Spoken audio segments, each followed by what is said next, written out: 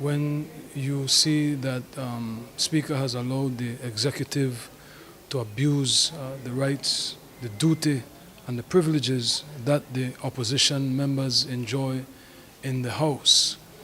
This boycott of today's sitting arose, as we have disclosed to the media, by way of the House deviating from established protocol, which gives a 7-day notice. 5 clear days, 5 business days, but 7 days from the sitting is when the Speaker would notify all members.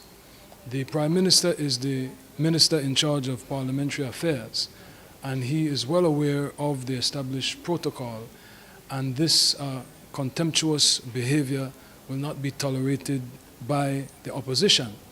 Why is it important that we get 7 days notice, 5 clear days? Because of Standing Order 19.3. Standing Order 19.3 requires that in order to ask questions to ministers, you must give them 5 clear days notice. So by giving us 3 days notice of a House meeting, you abrogate the privileges of the members in a very, very crucial tool that we have for oversight, that we have for representing. You are known, leader of the opposition, to present vehemently, argue strongly against presentations that are made during the House proceedings. Your absence, your entire opposition's absence, does not give you that opportunity to stand up and to debate or to make a point today. Well, we will make that point right now. That is why we have the media. With the bills that are being passed today, let's start with the motions. We have the loan motions that amount to 48 million Belize. That adds to the already $1.45 billion. And we have a government that decried the debts that the UDP amassed in a 13-year period. And now, in one term, they have amassed more debt than the UDP, more loans than any government ever in their first term.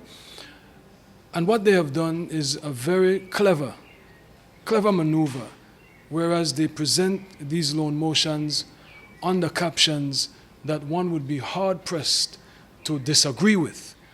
But then the learned members of the opposition and the public, you look closely and you scrutinize it, and you see that there is no transparency and there is no accountability. You have, with the urban development, for instance, and all of the loan motions that they have presented, there is never a pathway to accessibility, right, which allows for corruption and abuse, because the $1.5 billion that this government has amassed in loans that the taxpayers have to pay back, it is not the PUP taxpayers that will have to pay it back. It is all taxpayers. But what we see is a lack of transparency that allows for corruption and abuse of the process. Whereas you have, for instance, in Toledo East, you have one of the candidates, Dr. Osman Martinez, telling you that Toledo East is still in the dark ages, and Toledo East is one of the worst constituencies in a deplorable state.